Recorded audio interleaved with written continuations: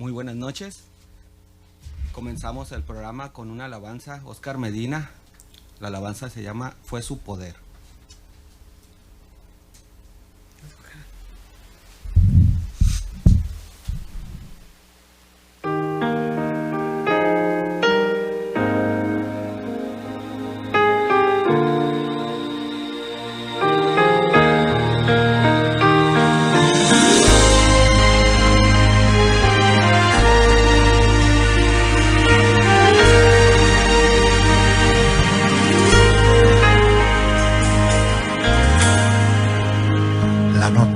Llegó de la manera que yo menos la esperaba. Mi esposa contestó y en su mirada reflejaba un profundo dolor. Es un tumor, dijo el doctor, un imposible de operar. Y en ese instante pensé, Señor,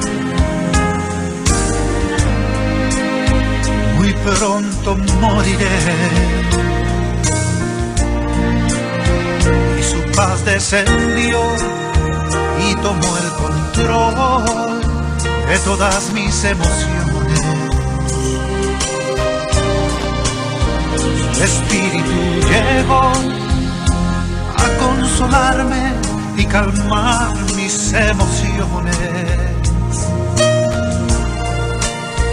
Y muy dentro de mi ser nace un clamor: oh Dios, ten misericordia de mí.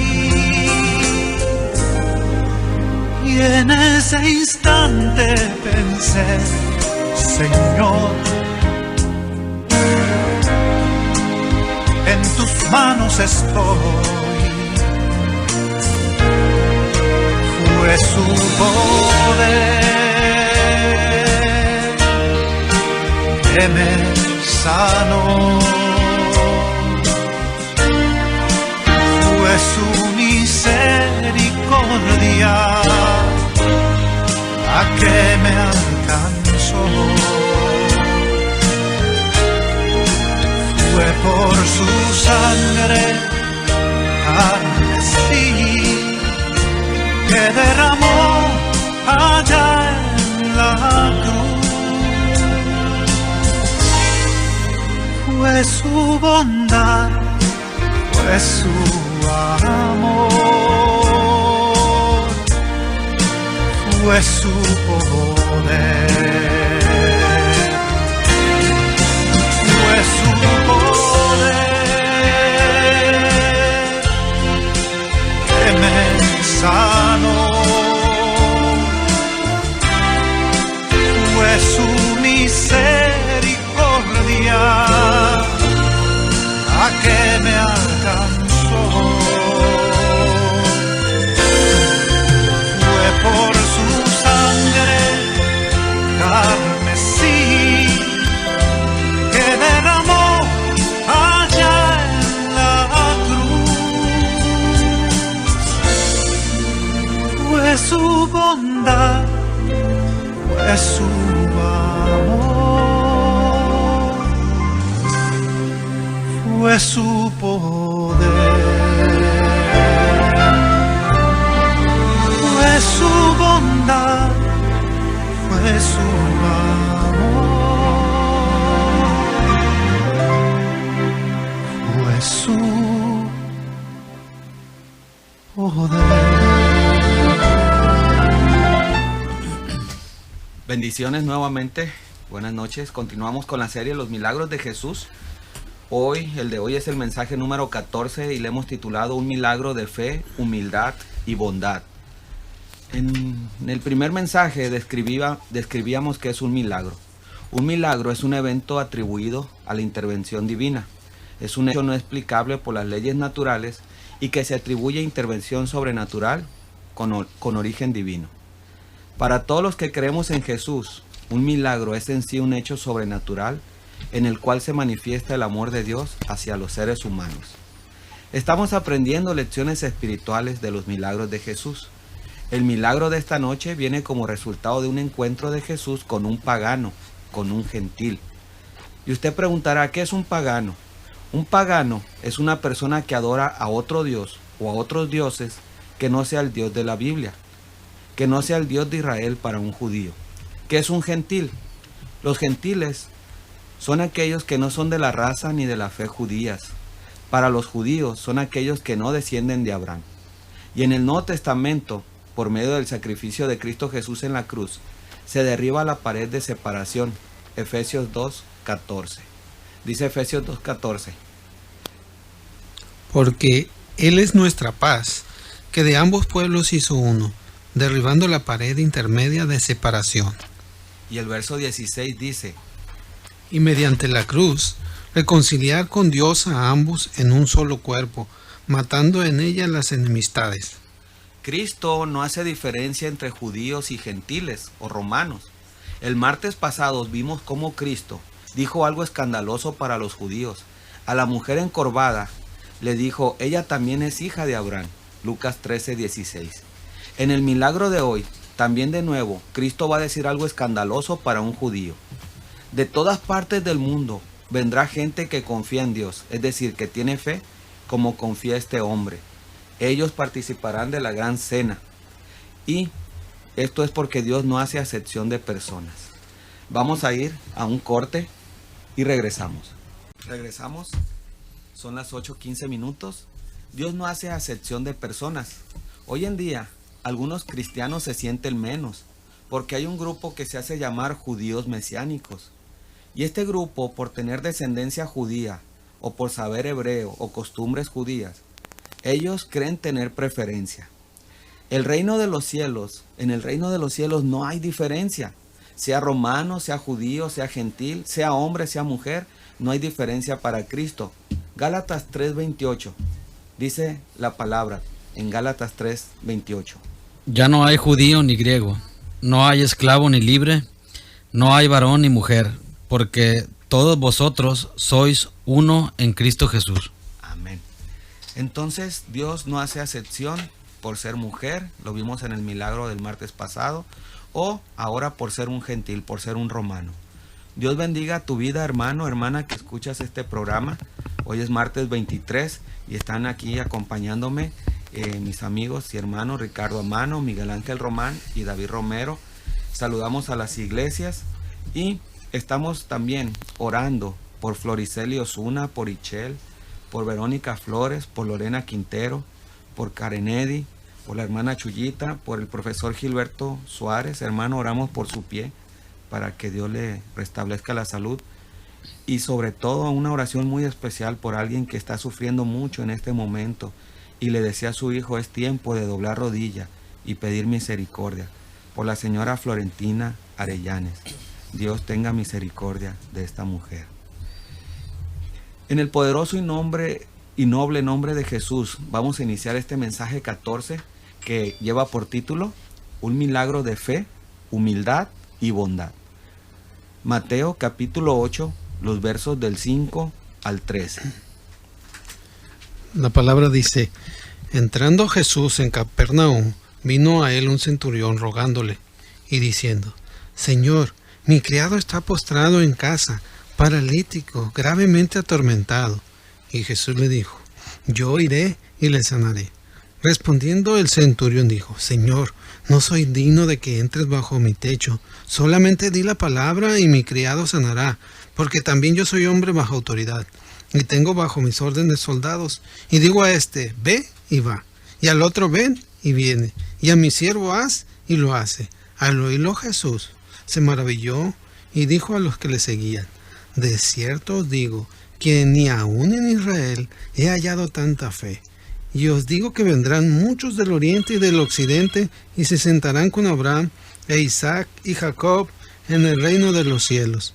Mas los hijos del reino serán echados a las tinieblas de afuera. Allí será el lloro y el crujir de dientes.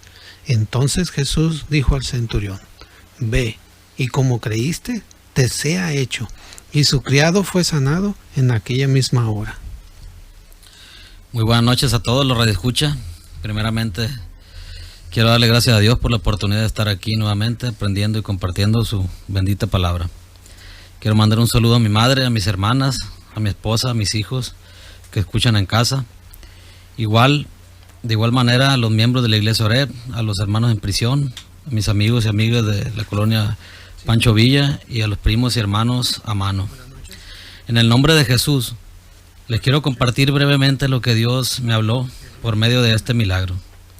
Jesús, de este milagro llamado, Jesús sana al siervo de un centurión. Un centurión romano era un oficial que tenía bajo su mando a 100 soldados romanos, lo que equivale a la escala jerárquica del ejército hoy en día. Era como un comandante de compañía, como un capitán segundo o tal vez un capitán primero. Era un oficial de alto rango. Y dice el versículo 5 de Mateo 8:5: entrando Jesús en Capernaum, vino a él un centurión rogándole. Dijimos que un centurión es un oficial de alto rango del imperio romano. Un centurión fue a Jesús, fue a él rogándole. Vemos en este centurión un ejemplo. Notamos humildad, porque él se despojó de su cargo, de su título, de su poder que tenía como autoridad, y se humilló ante Jesús. Dice rogándole, pero no le rogaba por él. El centurión se humilló ante Jesús, pidiéndole e intercediendo por su criado. Qué sorprendente. Me sorprende este centurión porque mostró su desinterés por él y pedía por otro. Rogaba por su siervo. ¿Cuántos de nosotros somos egoístas y pensamos solamente en nosotros? No pedimos ni hacemos nada por los demás. Este personaje nos muestra su humildad en toda su extensión. Usted que me escucha, seamos como este centurión. Despojémonos del orgullo, de la soberbia, de la altivez, de los títulos, y seamos humildes y no seamos egoístas. Obedezcamos a Dios, amando a nuestro prójimo. ¿Cómo son nuestras oraciones? Pedimos egoístamente por nosotros, pedimos específicamente por mí, porque me vaya bien, por lo personal. Tenemos que aprender a pedir, hermanos que me escuchan, personas, público, radio escucha. Tenemos que aprender a pedir por los demás. Amén. Gracias, mi hermano Ricardo. Saludamos a todos los que están escuchando el programa. Según la organización del Imperio Romano, bien lo dijo mi hermano, ¿verdad? El centurión tenía a cargo 100 soldados, una centuria. Un centurión era un hombre con un cargo táctico administrativo. Los centuriones eran escogidos por sus cualidades. ¿Qué cualidades buscaban en un centurión? Resistencia, templanza, una persona de mando o de liderazgo y valentía. Sobre el centurión, arriba de él, estaba el tribuno. El tribuno estaba encargado de una cohorte formada por 6 centurias. Es decir, el tribuno mandaba a 600 soldados, mientras que el centurión solo a 100. Ahora, finalmente 10 cohortes constituían una legión que contaba con 6,000 hombres. El centurión pues tenía autoridad, pero estaba bajo autoridad. Alguna vez leí por ahí un pensamiento que decía: sabe bien mandar quien sabe bien obedecer. Ahora, vamos a meditar en la autoridad de Jesús. En Mateo 26, 52 y 53 encontramos un pasaje interesante en la autoridad de Jesús. Entonces Jesús le dijo: vuelve tu espada a su lugar, porque todos los que tomen espada, a espada perecerán. ¿Acaso piensas que no puedo ahora orar a mi Padre y que Él no me daría más de 12 legiones de ángeles? Escuche, esa es la autoridad de Jesús. 12 legiones. 12 legiones. Acuérdese, una legión tenía 6,000 hombres. La autoridad de Jesús tiene que ver con 6,000 soldados. Ahora, Jesús se dejó arrestar. Jesús no era una víctima impotente. Él podía llamar a su Padre y bajaban del cielo. ¿Sabe cuántos ángeles? 72,000 ángeles. 72,000 ángeles era el ejército de Jesús. Ahora, un ángel. ¿Qué puede hacer en batalla un ángel? En el Antiguo Testamento, Isaías nos dice que puede hacer un solo ángel. Isaías 37:36. Está impresionante este versículo, hermano. Dice, y salió el ángel de Jehová y mató a 185,000 en el campamento de los asirios. Y cuando se levantaron por la mañana, he aquí que todo era cuerpos de muertos. ¿Cuántos hombres matarían el ejército de Jesús? Si multiplicamos, ¿verdad? 72,000 ángeles y un solo ángel mata a 185,000 personas, ¿sabe cuál es el resultado? Más de 13 millones de seres humanos matarían el ejército de Jesús. Esa era la autoridad de Jesús, mas sin embargo Jesús no llamó al Padre. Dejó, ¿verdad?, por amor que lo arrestaran y que muriera en la cruz por amor a ti y por mí. Y en este sentido, el centurión sabía esto. El centurión era un jefe subalterno. Pues bien, a pesar de ser subalterno, o sea, era mandado por otros, tenía autoridad. Y también sus súbditos le obedecían. Este hombre dijo y entendió, ¿verdad? Si yo mando, ¿cuánto más manda Jesús? Que él no tiene por encima a nadie. Jesús inmediatamente dejaría libre al enfermo. El centurión reconoce humildemente en Jesús un señorío muy superior al suyo. Además, quizás este centurión romano quería evitarle a Jesús un conflicto, pues estaba prohibido entrar en la casa de un pagano. Eso lo leemos en Hechos 11, versículo 2 y versículo 3. Y cuando Pedro subió a Jerusalén, disputaban con él los que eran de la circuncisión, diciendo, ¿por qué has entrado en casa de hombres incircuncisos y has comido con ellos? Esto era la ley. Los judíos no podían entrar en la casa de un pagano. Y este hombre lo sabía y por eso quizás le dijo a Jesús que no fuera a su casa. Ahora, el clímax, el punto más alto del encuentro de Jesús y el centurión romano es en el versículo 11 y versículo 12 de Mateo 8. Vamos a escuchar estas palabras, versículo 11 y 12 de Mateo 8. Y os digo que vendrán muchos del oriente y del occidente, y se sentarán con Abraham, e Isaac y Jacob en el reino de los cielos. Mas los hijos del reino serán echados a las tinieblas de afuera. Allí será el lloro y el crujir de dientes. Dos afirmaciones grandísimas aquí. Los gentiles que vendrán de todas partes del mundo, ellos van a participar en el banquete del Mesías, anunciado en Génesis, en Isaías, en el Salmo, en Romanos. Es decir, eran los paganos, los gentiles, los que creyendo como este hombre, iban a entrar a las bodas del Cordero, dice el versículo 11. Iban a estar ahí con Abraham, con Isaac. Ahora, la segunda afirmación era una palabra muy terrible sobre el rechazo de Israel infiel. Mas los hijos del reino, o sea, Israel, dice, serán echados a las tinieblas, donde será el lloro y crujir de dientes.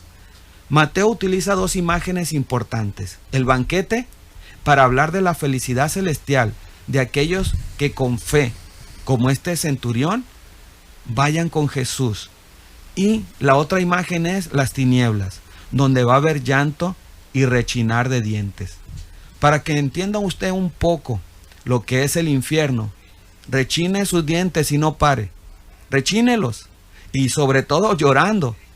Eso es algo leve de lo que en el infierno se va a experimentar.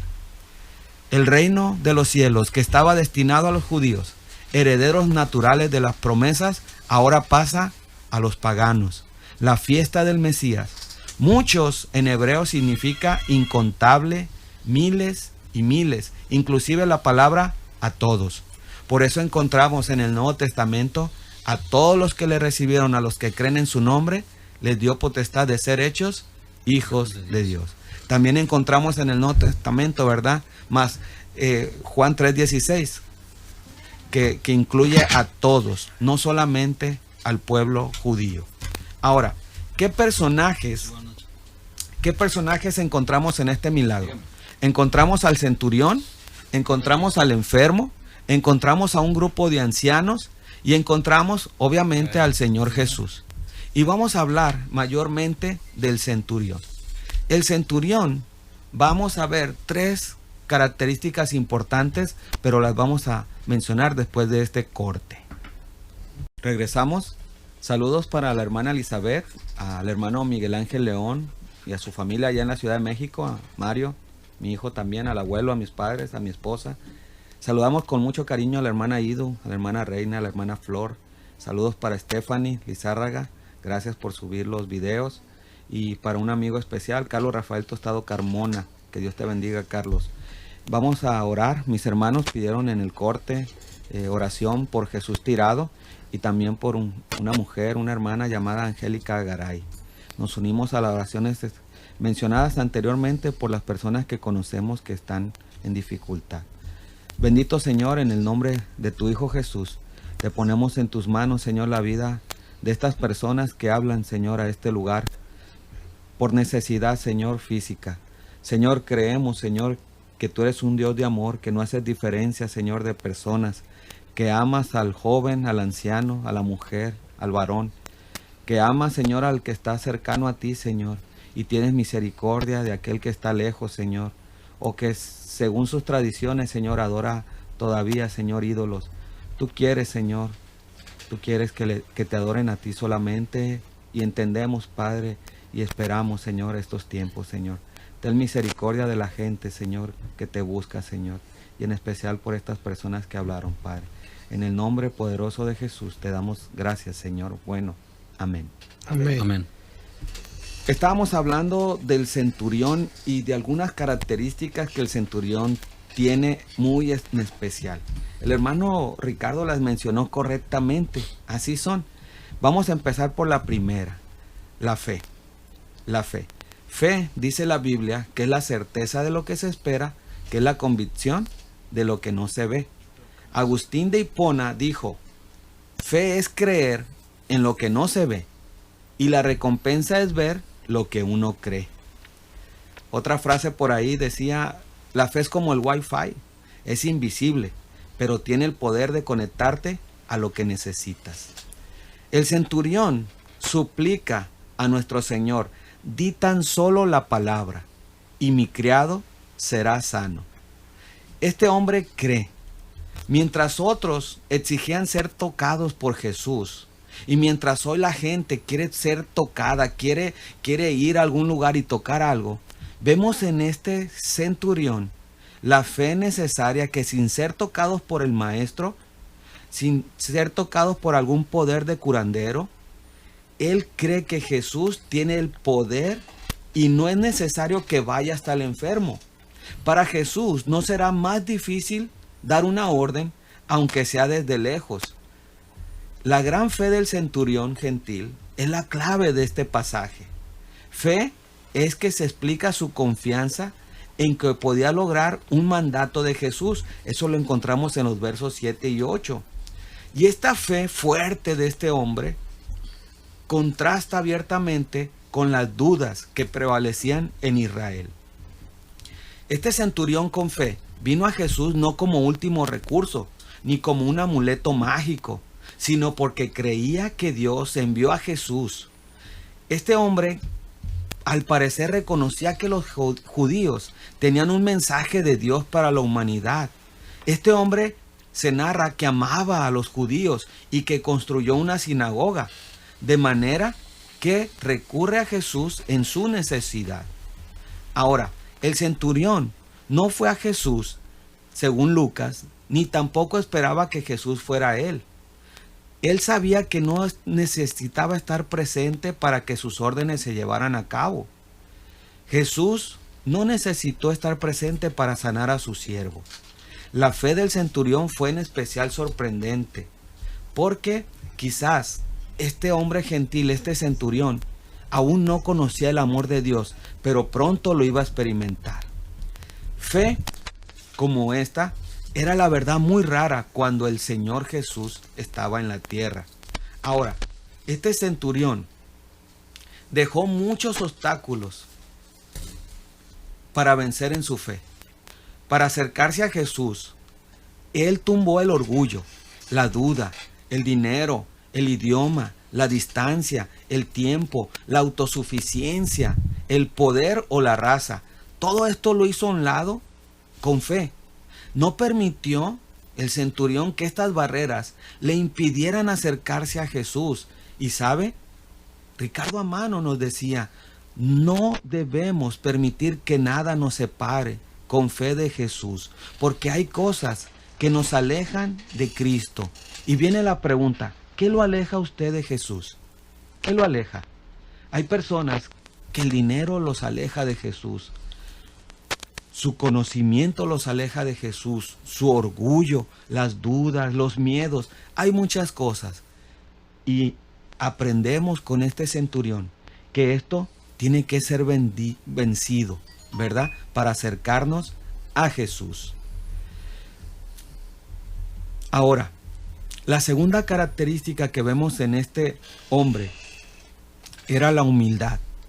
Vamos a observar como segunda característica, también mencionada por el hermano Ricardo, la humildad del centurión. Dice Pablo, hablando en Hechos 20:19, que debemos de servir al Señor con toda humildad.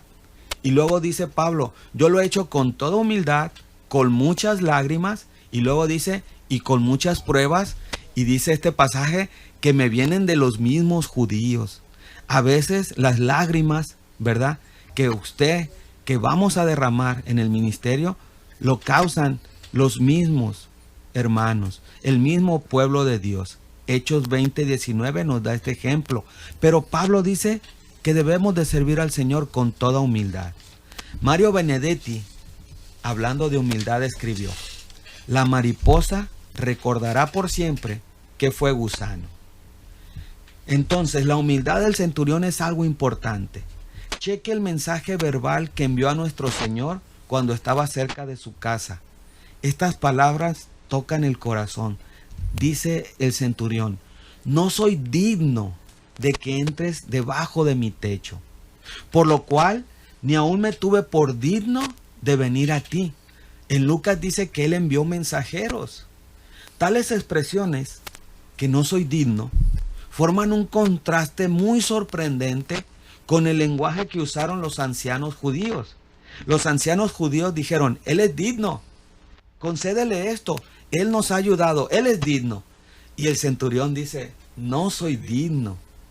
Dice el buen centurión, no soy digno de que entres bajo mi techo. Humildad como esta es una de las pruebas más fuertes de que el Espíritu de Dios mora en el corazón. De ella no sabemos nada por naturaleza, porque todos nacemos soberbios. Convencernos de que somos pecadores, exponer nuestra propia vileza y corrupción, colocarnos en lugar que no nos corresponde, hacernos sumisos y abatidos, he aquí algunas de las principales obras que el Espíritu Santo realiza en el corazón de los hombres y las mujeres. Hay personas que tú les dices, tú eres pecador, y dicen, no, pecador es el que está en prisión, pecador es la prostituta, yo no soy pecador. Y se necesita humildad para reconocer que hemos fallado a Dios. En alguna ocasión, y no en alguna ocasión, en muchas ocasiones, le hemos fallado a Dios. Pero necesitamos humildad para reconocerlo. La expresión más grande de humildad que Jesús expresa es en la parábola del fariseo y el publicano. En Lucas 18:14 dice la palabra, porque cualquiera que se enaltece será humillado, y el que se humilla será enaltecido. En la versión en lenguaje actual dice así, porque todos los que se creen más importantes que los demás, y aquí entramos con lo que dijimos anteriormente de los judíos mesiánicos, porque los que se creen más importantes que los demás son los menos valiosos para Dios, dice Lucas 18:14.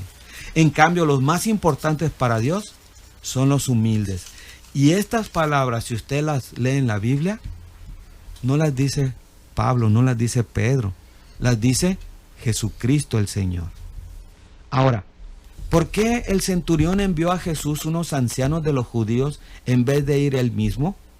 Porque este centurión entendía el odio de los judíos a los soldados romanos.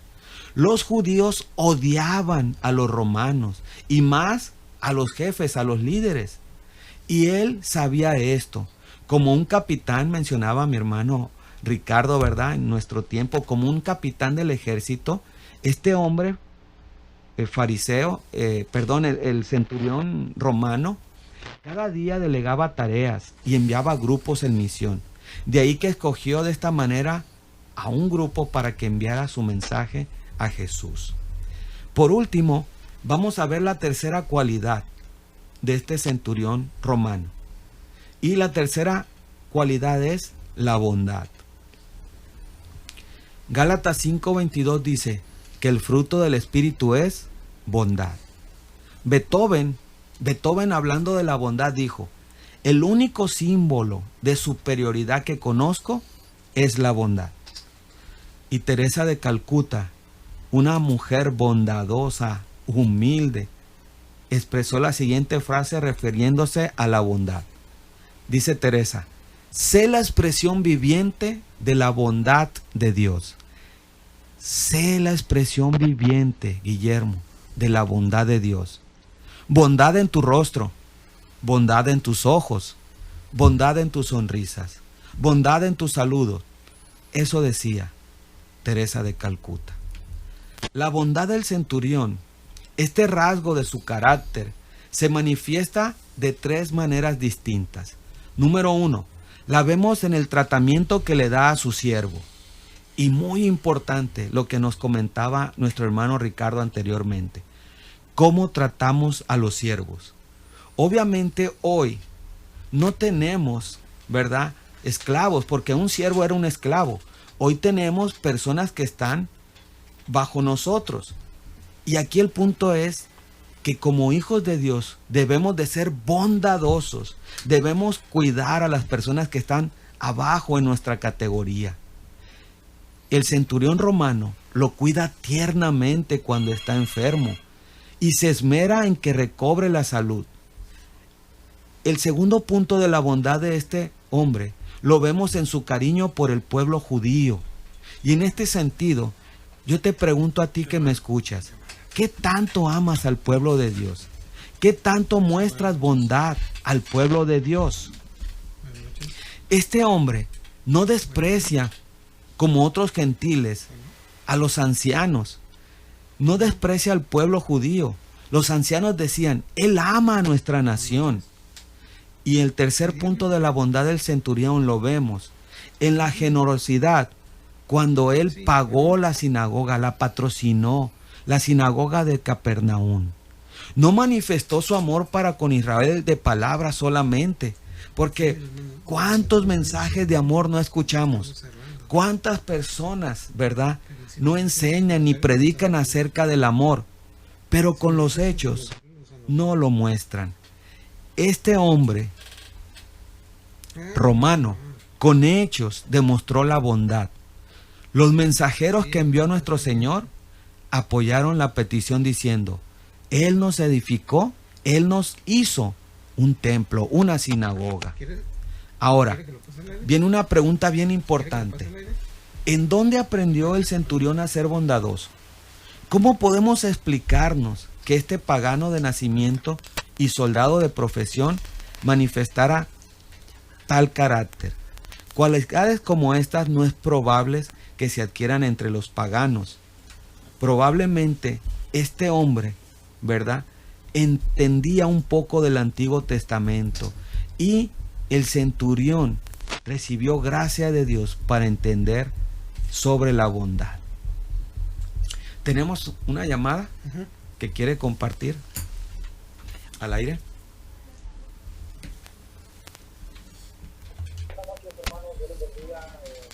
Dale el micrófono. Estamos escuchando el programa y la verdad, felicidades. Muy buen tema, hermano Marc Flores y David Ábalos. Y hay una familia que viene de Tepatitlán, Jalisco, unos pastores que están escuchando el programa también, y también les mandan muchos saludos. Sigan así, hermanos, muy buen programa, y sé que será de mucha bendición para los que están escuchando, hermano Guillermo y compañía. Saludos de parte de Yoshamá, también de la familia Reyes Guerrero que está también escuchando el programa. Muchas felicidades, hermano.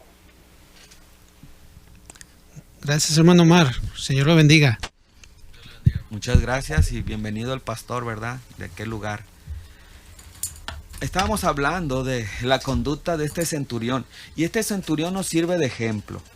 Como él, demos muestras de benevolencia a todos aquellos con que tratemos. Empeñémonos en tener una mano dispuesta a socorrer, un corazón inclinado a sentir y una voluntad pronta a hacer bien a todo el mundo. Vamos a un corte y ahorita regresamos. Regresamos, 8:52 minutos. Estábamos hablando de imitar a este hombre, ¿verdad? Pagano, a este centurión romano. Lo que deberían de hacer los líderes religiosos, los ancianos, ¿verdad? Lo hacía un pagano. Estemos dispuestos a llorar con los que lloran y alegrarnos con los que estén alegres. Este es un medio, llorar con los que lloran, este es un medio de hacer muy simpática nuestra fe y de enaltecerla ante los ojos de los hombres. La bondad es una virtud que todos pueden alcanzar y por la cual nos hacemos semejantes a Jesús. Si hay algún rasgo en el carácter más notable que otro, es la bondad. Es la bondad. El bondadoso será feliz y próspero en la vida. La persona benéfica, la persona bondadosa, rara vez estará sin amigos. Los siervos deben de pensar en encariñarse con sus amos. Ahora volteamos la situación. Estábamos hablando del amo, ahora es el que trabaja y que tiene un patrón. Los siervos debemos de pensar en encariñarnos con los patrones. Los amos deben cuidar a los siervos cuando se enferman. Esto es personas que tienen fe, ¿verdad? Personas que creen en el Evangelio. Y la oración ferviente, recurrir a Cristo, es la llave para los milagros en estas relaciones. Como este centurión, debemos interesarnos por las almas de nuestros hijos, por las almas de nuestros siervos, espiritualmente aquellos que están enfermos, que no sienten los males espirituales y que no conocen lo que espiritualmente es bueno. Llevémoslos a Cristo por fe y en oración. Dejamos al centurión y vamos a mencionar 2 puntos acerca del enfermo. Mateo dice que el enfermo estaba paralítico, sufriendo mucho. Mateo 8:6. ¿Lo puede leer, mi hermano? Mateo 8:6. Sí, hermano, la palabra de Dios dice, y diciendo, Señor, mi criado está postrado en casa, paralítico, gravemente atormentado. Gracias, hermano. Y Jesús le dijo, yo iré y le sanaré. Respondió el centurión y dijo, Señor, no soy digno de que entres bajo mi techo, solamente di la palabra y mi criado sanará. Amén. Este milagro entra en la categoría de curación, y este milagro de sanidad o curación es el mayor. No se encuentra en ninguna otra parte de los evangelios una curación mayor. Aún sin ver al paciente que estaba moribundo, aún sin tocarlo con la mano, aún ni mirarlo, nuestro Señor le da la sanidad, le restituye la salud por medio de la palabra. Jesús habla y el enfermo es curado. Jesús manda y la enfermedad desaparece. No leemos en el Antiguo Testamento ningún profeta o en el Nuevo Testamento algún apóstol que obrara milagros de esta manera. He aquí estamos viendo el dedo de Dios. Mateo pues presenta al criado paralítico y con terribles sufrimientos, mientras que Lucas, según su costumbre, insiste en la gravedad. Dice Lucas que él se encontraba enfermo, que estaba mal y a punto de morir. Vamos a cerrar. Por último, vamos a ver otro actor en este milagro. vamos a ver el grupo de ancianos. Jesús dijo a la multitud que muchos judíos religiosos, que muchos que podrían formar parte del reino, serían excluidos por haber perdido su fe. Ellos estaban muy aferrados a sus tradiciones religiosas, al grado que no podían aceptar a Cristo y a ese mensaje, el mensaje que era para todos. Y sabe, tenemos que aprender eso hoy. Debemos de tener cuidado en no encerrarnos en nuestra costumbre religiosa, al punto de esperar que Dios obre solo en ciertas maneras o con los nuestros. No limitemos a Dios y que aumente nuestra fe. Los milagros, vamos a cerrar. Los milagros no ocurren cuando lloras. Los milagros ocurren cuando crees. Este milagro enfatiza una verdad. El mensaje de Jesús es para todos. Y Jesús esta noche te dice a ti, si necesitas un milagro, llámame, soy un especialista. El centurión buscó a Jesús y le dijo, Señor, no necesito que vayas a mi casa y cures a mi siervo, solo di la palabra, yo creo en ti, porque yo también soy hombre bajo autoridad.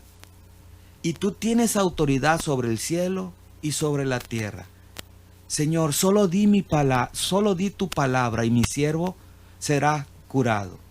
Yo sé que él será curado. Y en ese momento, cuando el centurión hace esa declaración de fe, kilómetros a distancia, el siervo del centurión estaba siendo curado. Fe es confianza, fe es creer.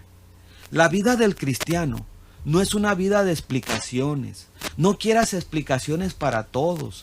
Hay gente que dice, yo me voy a bautizar cuando me expliquen todo. No, la Biblia no te explica todo, porque la vida cristiana no es una vida de explicaciones, es una vida de confianza, es una vida de fe. Confianza en el poder de Dios, confianza en lo que Jesús ha hecho a lo largo de la historia. Y si Jesús abrió los ojos de un ciego, ¿por qué no puede abrir tus ojos espirituales? Y si Jesús enderezó a la mujer encorvada, ¿por qué no podrá enderezar tu vida? Y si Jesús curó las carnes podridas de un leproso, ¿por qué no puede curar tu historia podrida por el pecado?